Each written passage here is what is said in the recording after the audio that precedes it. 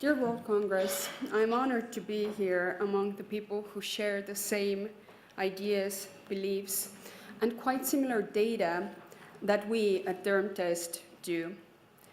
I hope that we have the same why, the underlying passion as well.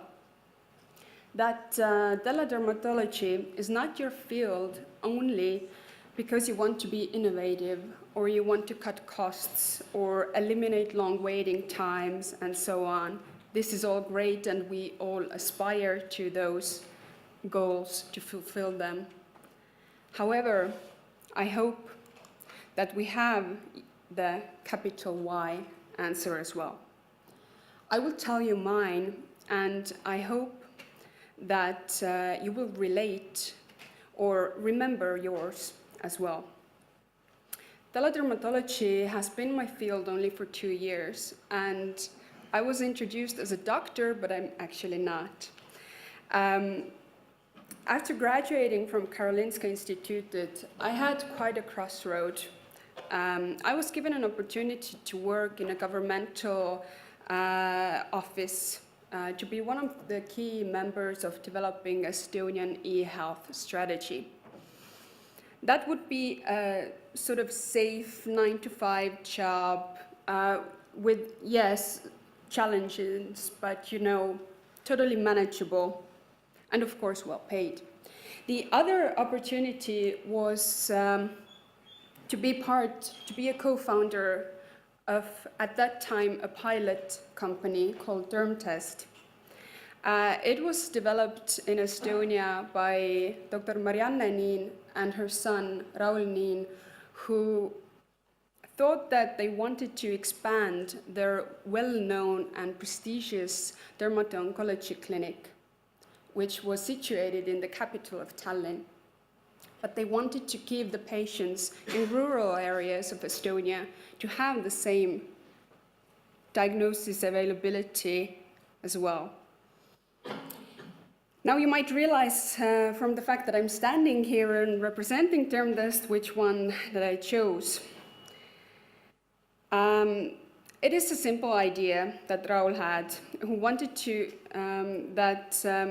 for not moving doctors for 2 or 3 hours drive to the remote locations, they would only transfer the images, the dermatoscopic images that the doctors use in the clinic in every day.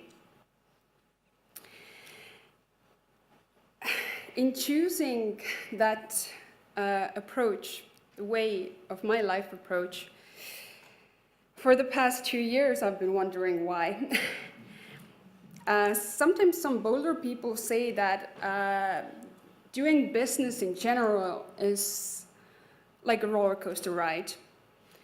But mainly you hear from the newspapers and all the advertisements that be an entrepreneur, this is great, you'll be rich and very influential.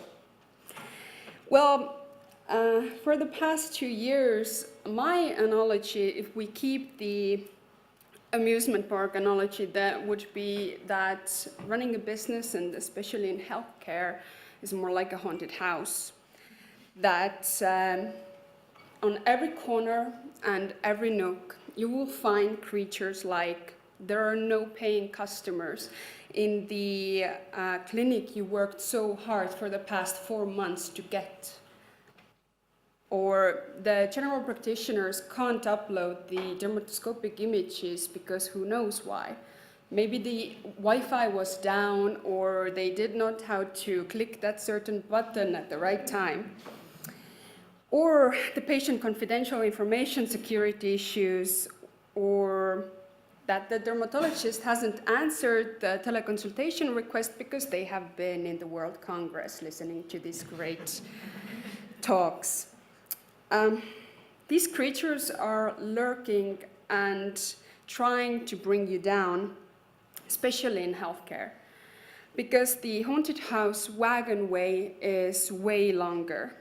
It takes so much more time to build up the trust for the end customers, the patients, to trust your service, but also for the general practitioners our first-in-line customers to change their work patterns. Then, for example, in a mobile app that are just searching for Pokemons.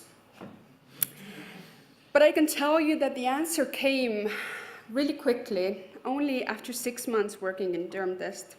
And I now have the underlying reason, the capital Y I was telling you about. This is Carl. He's my best friend for the past 10 years. And I think you already know where I'm going with this story. But this story goes like this. We wanted to introduce Dermtest nationwide. And we also had the chance to make a quick research project along with that. And that a dermatology oncology clinic specialist would drive around Estonia in sort of a mobile clinic in remote GP offices for a full day, provide the full body examination, and for the suspicious cases, send these dermatoscopic images through Dermtest to get them diagnosed, and the patient would get the next steps to do with these nevi. For that particular project, I was the manager. That meant being a secretary, being the driver, and the IT specialist for the Wi-Fi setup and making sure that the dermatoscope battery pack was fully charged.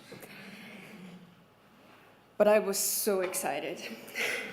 And the night before our first remote visit, I had to go to the clinic to get all the equipment. And I went home. At that time, we were renting an apartment together with Carl.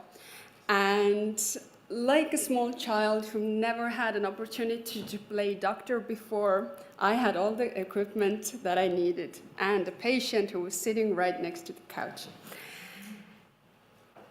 I asked whether he had anything that I could test the equipment with, and he looked at his arms and said, no, I don't think there's any suspicious moles there. But anyway, he let me check his back as well. Even to my untrained eye, the image on the far up left side was scary. The next morning, first thing, I had the specialist make the images to put them up to the Dermtest system. And in 1 hour, we got the diagnosis, suspicion for melanoma in situ, and CITO referral to surgery. In the next week, because I know people in dermato-oncology clinic, he already got to the surgery, and it was pathophysiologically confirmed that, in fact, it was melanoma in situ. He is now a melanoma survivor with a nice wound and a cautionary story to tell. But I got a friend to share the next 10 or 20 or however more years with him, and a reason to keep trying and to keep struggling in this field. We have the similar story for 13 other people. There are 13 people with Dermtest who have diagnosed with melanoma in situ. Moreover, 14 with a latter case melanoma and 34 other malignant neoplasms of skin. Here, the diagnoses are actually the only ones that the dermatologist put through into the system. But there are also plenty of melanocytic nevi diagnoses that were sent to surgery with the differential diagnosis to melanoma or other cases. But unfortunately, we don't have the pathological data yet. We are making so hard to the connection between the Estonian e-health system to actually receive that data after the surgeries as well. As of the clinical decision-making, then teledermatology is the idea that helps that these suspicious cases would get to the dermato-oncologist on time.